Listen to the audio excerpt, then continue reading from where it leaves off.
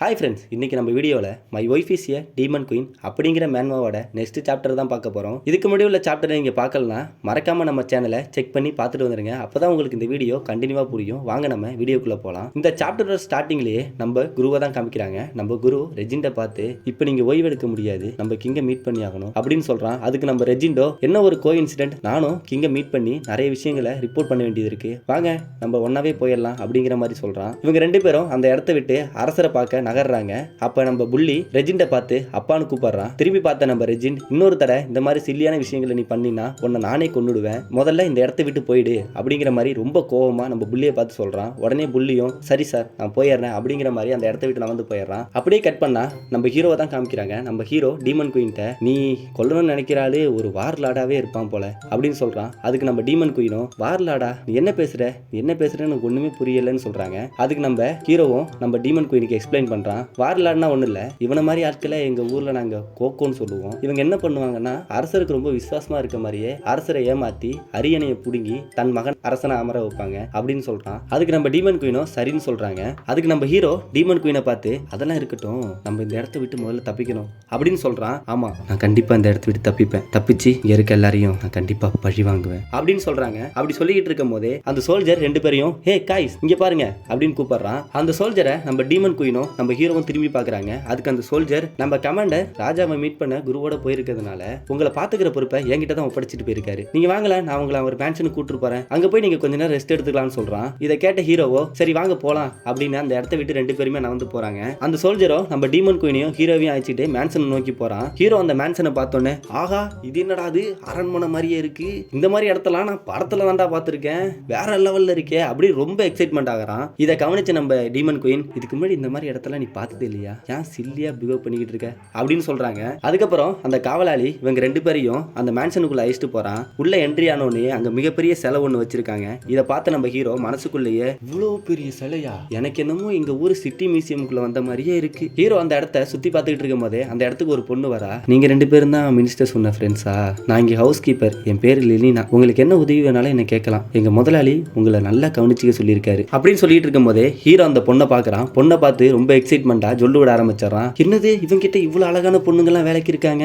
நம்ம இங்கேயே தங்கிட வேண்டியதுதான் அப்படின்னு மனசுக்குள்ள நினைச்சுக்கிட்டு இருக்கும் போதே அந்த பொண்ணு இன்னொன்னு சொல்றா, நீங்க ரொம்ப தூரம் பயணம் பண்ணி வந்ததுனால ரொம்ப களைப்பா இருப்பீங்க, நீங்க ஓய்வு எடுத்துக்கிட்டு இருங்க, நான் உங்களுக்கான உணவை ப்ரிப்பேர் பண்றேன் அப்படின்னு சொல்றா. இதை கேட்ட ஹீரோ எக்ஸைட்மெண்டா ஹே ஹே தூங்குறதா, ஐயாவை தூக்கத்துல அடிச்சுக்க ஆளே இல்ல அப்படின்னு சொல்றான். உடனே நம்ம டீமன் குயினும் ஹேய் இப்போ எதுக்கு நீ இவ்வளவு எக்ஸைட்மெண்ட் ஆகுற, உனக்கு இதை பார்த்தா சந்தேகமா இல்ல, யாருன்னு தெரியாத நம்மளை கூட்டு வந்து இவ்வளவு கவனிச்சுக்கிறாங்கன்னா ஏதோ தப்பா இருக்குன்னு உன் மனசுக்கு தோணலையா அப்படின்னு சொல்லிட்டு நம்ம டீமன் குயின் ஹீரோவை பார்த்து கேட்குறாங்க. அதுக்கு நம்ம ஹீரோவோ சும்மா முட்டாள் மாதிரி பேசிக்கிட்டு இருக்காத, அவங்க நம்மளை ஹேட் பண்ணணும்னு நினைச்சிருந்தா அங்கேயே நம்மளை பண்ணியிருப்பாங்க, இவ்வளோ தூரம் கூட்டு வரணுங்கிற அவசியம் அவங்களுக்கு கிடையாது, அதனால எதுவுமே தப்பா இல்லை, எல்லாத்தையும் சந்தேக பார்வையே பார்க்காத அப்படின்னு நம்ம ஹீரோ டீமன் குயினை பார்த்து சொல்றான். அதுக்கு நம்ம டீமன் குயினோ என்னமோ சொல்ற சரி வா அப்படின்ட்டு அந்த இடத்த விட்டு நகர்றாங்க. அப்படியே கட் பண்ணா நம்ம அரசவையை தான் காமிக்கிறாங்க. அரசவையில நம்ம குருவும் ரெஜிண்டும் அரசர் முன்னாடி நின்றுட்டு இருக்காரு. இப்போதான் நம்ம அரசரை காமிக்கிறாங்க. அவன் பாத்தீங்களா ரொம்ப குட்டி பையனா இருக்கான். இதனாலதான் பழைய அரசர் அவன்கிட்ட ஒப்படைச்சிட்டு போயிருப்பாங்க. அதாவது ரெஜிண்ட் கிட்ட இந்த அரசாங்கத்தை பாத்துக்கிற பொறுப்பு ஒப்படைச்சிட்டு போயிருக்காங்க. ஏன்னா இவன் தான் ரொம்ப சின்ன பையனா இருக்கானே,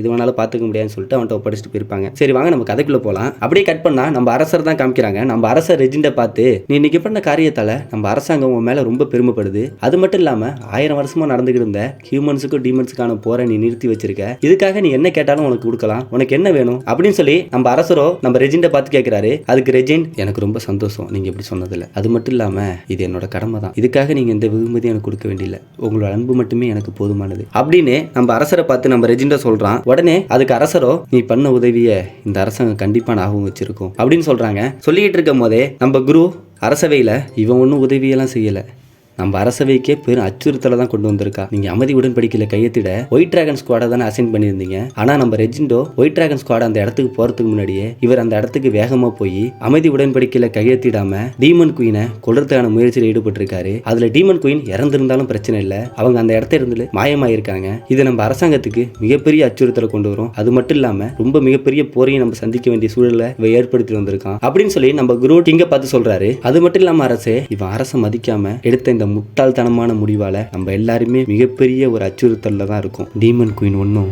இறக்கல, அந்த இடத்த விட்டு மிஸ் ஆயிருக்காங்க. அவங்க டீமன் கிளானுக்கு திரும்ப வந்தா கண்டிப்பா நம்ம மேல பொறு தொடுப்பாங்க அப்படின்னு நம்ம குருவோ கிங்க பார்த்து சொல்றாரு. அப்படியே கட் பண்ணா நம்ம ஒயிட்டை காமிக்கிறாங்க. ஒயிட் மனசுக்குள்ளேயே அவங்க திரும்பி வந்தாங்கன்னா கண்டிப்பா மறுபடி போர் தொடுப்பாங்க, கண்டிப்பா இந்த போர்னால நிறைய பேரோட உயிரிழப்பும் பொருள் சேதமும் நம்ம அரசாங்கத்துக்கு ஏற்படுமே அப்படின்னு மனசுக்குள்ளேயே நினைச்சு ஃபீல் பண்ணிக்கிட்டு இருக்கான். அப்புறம் நம்ம கிங்க காமிக்கிறாங்க. நம்ம கிங்கோ, மினிஸ்டர் குரு நீங்க சொல்ற வாதம் கரெக்டா தான் இருக்கு, ஆனா ரெஜிண்ட் இந்த மாதிரி ஒரு விஷயத்த பண்ணிருக்கானா கண்டிப்பா அதுக்கான காரணமும் இருக்கும், அது நம்ம கொஞ்சம் கேட்போமே அப்படின்னு நம்ம கிங் குருவை பார்த்து சொல்றாரு. உடனே ரெஜிண்ட், அரசே உங்க ஆணையை மீறினத்துக்கு மன்னிக்கணும், நான் என்ன நடந்துன்னு எக்ஸ்பிளைன் பண்றேன். நான் அந்த இடத்துக்கு முன்னாடி போனது உண்மைதான், ஆனா அப்பதான் எனக்கு டீமன் குயினோட லிலியனோட லெட்டர் கிடைச்சது. அந்த லெட்டர்ல லிலியன் என்ன எழுதியிருந்தாங்கன்னா, அவங்க டீமன் குயின் ஆகிறதுக்கு எல்லா சப்போர்ட்டும் டீமன் கிளான்ல இருக்கணும், இப்ப இருக்க டீமன் குயிலான இசபெல்லாவை கொன்னுட்டா அந்த இடத்துக்கு அவங்களால ஈஸியா வந்துட முடியணும், அவங்க அந்த இடத்துக்கு வரது நம்ம உதவி பண்ணா டீமனும் ஹியூமன்ஸும் திரும்ப போரே இல்லாம வாழலாம்னு சொல்லிட்டு தான் அந்த லெட்டர்ல இருந்துச்சு. அது மட்டும் இல்லாம இப்ப லிலியனை டீமன் கிளான்ல புது குயினா அசைன் பண்ணிட்டாங்க, அதனால நமக்கு எந்த பிரச்சனையும் கிடையாது. அந்த காவலர்கிட்ட இருந்து லெட்டரை நம்ம கிங் வாங்கி பாக்குறாரு. பார்த்தவொடனே ரொம்ப சந்தோஷமா, ரெஜின் நீ ரொம்ப நல்ல காரியம் பண்ணிருக்க, நீ பண்ண காரியத்தால நம்ம அரசாங்கம் ரொம்ப சேஃபா ஃபீல் பண்ணுது. இதை கவனிச்சுக்கிட்டு இருந்த நம்ம குரு அரசரை பார்த்து, ஆனா அரசே இசபெல்லா தான் 100 இயர்ஸா டீமன் கிளானை லீட் பண்ணிட்டு இருந்தாங்க, இப்ப ஈஸியா அந்த இடத்துல வேற ஒருத்தங்களை டீமன்ஸ் அமர வச்சிருக்காங்கன்னா இதுல ஏதோ தப்பா இருக்கு அரசே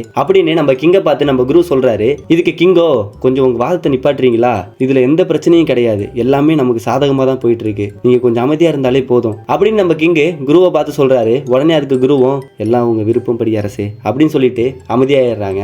அப்படியே கட் பண்ணா நம்ம டீமன் குயினை தான் காமிக்கிறாங்க. நம்ம டீமன் குயினும் ஒரு இடத்துல குளிச்சுக்கிட்டு இருக்கா. அவ தன் மனசுக்குள்ளேயே தன்னை பார்த்து, இந்த உடம்போட நான் டீமன் கிளானுக்கு போனா கண்டிப்பா என்ன அங்கே யாருக்குமே அடையாளம் தெரியாது, அது மட்டும் இல்லாமல் நான் இந்த உடம்போடைய கடைசி வரலையும் இருந்துருவேனா, என்னால் என் கிளானுக்கு திரும்பி போகவே முடியாதான்னு கவலையாக யோசிச்சுக்கிட்டு இருக்காங்க. அப்படியே கட் பண்ணால் நம்ம ஹீரோவை தான் காமிக்கிறாங்க. நம்ம ஹீரோவோ ரொம்ப ஜாலியாக, அப்பாடா இப்போயாச்சும் ரிலாக்ஸ் பண்ண நேரம் கிடச்சிச்சே அப்படின்னு மனசுக்குள்ளே நினச்சிக்கிட்டு இருக்கான். அது மட்டும் இல்லாமல் ஹீரோ மனசுக்குள்ளே நிறைய விஷயம் ஓடிக்கிட்டு இருக்கு. ஹீரோ தான் மனசுக்குள்ளேயே, என்னால் திரும்பி என் உலகத்துக்கு போகவே முடியாதா, இந்த ரிங்கு தான் என்னை இந்த உலகத்துக்கு கூட்டு வந்துச்சுன்னா கண்டிப்பாக இந்த ரிங்கால் என்னை திருப்பி இங்கேருந்து கூட்டு போக முடியும், அப்போ இந்த ரிங்கு ரொம்ப முக்கியமான ஒரு விஷயம், இது ஒரு போர்ட்டலாக கூட இருக்கலாம், எனக்கு இங்கே இருக்கிறது சுத்தமாக பிடிக்கல. ஆனால் ஃபர்ஸ்ட் நான் இங்கே வந்தப்ப ரொம்ப எக்ஸைட்மெண்ட்டாக இருந்தாலும் என் கண்ணு முடியே நிறைய பேர் இறக்கிறத பார்த்தோன்னே எனக்கு ரொம்ப பயமாக இருக்குது. அது மட்டும் இல்லாமல் இன்னைக்கு நானே இருந்திருக்க மாட்டேன், என்னையவே கொண்டிருப்பாங்க, நம்ம முதல்ல இங்கேருந்து எப்படியாச்சும் போகணும், அதுக்கு இந்த ரிங்கு கண்டிப்பாக நான் தொலையாமல் பார்த்துக்கணும், இது என் கையில் இருந்தால் ரொம்ப சேஃபாக இருக்குன்னு எனக்கு தோணுதுன்னு சொல்லி அந்த ரிங்கை எடுத்து தன்னோட கையில் மாட்டிக்கிட்ட நம்ம ஹீரோ அந்த ரிங்கை பார்க்குறான். பரவாயில்லையே, இந்த ரிங் என் விரலுக்கு ரொம்ப கச்சிதமாக பொருந்தது அப்படின்னு தனக்கு தானே சொல்லிக்கிட்டு இருக்கான். அப்போ அந்த இடத்துக்கு யாரோ ஒருத்தங்க நடந்து வர மாதிரி காமிக்கிறாங்க. அது வேற யாரும் இல்லை, நம்ம ஒயிட்டு தான். நம்ம ஒயிட் நம்ம ஹீரோவை பார்த்து ஷியாங் அப்படின்னு கூப்பிடுறான். நம்ம ஹீரோ நம்ம ஒயிட்டை திரும்பி பார்த்து ரொம்ப அதிர்ச்சி ஆகுறான். இதோட இந்த சாப்டரை முடிச்சிருக்காங்க. இந்த வீடியோ உங்களுக்கு பிடிச்சிருந்தா மறக்காம நம்ம சேனலை சப்ஸ்கிரைப் பண்ணுறீங்க. அது மட்டும் இல்லாமல் பக்கத்தில் இருக்க பெல் ஐக்கானை கிளிக் பண்ணுங்க. அப்போ தான் நம்ம போகிற வீடியோ கண்டினியூவாக உங்களுக்கு சேரும். நன்றி.